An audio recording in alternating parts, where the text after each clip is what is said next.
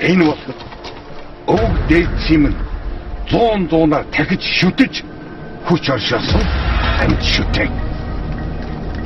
Дахиад хэлэхэд тамганы эзэн энэ цагдаар төрсөн бол шүүн домын сахуудууд бид тамгыг гаргаж өгөх бид бүхний үүрэг.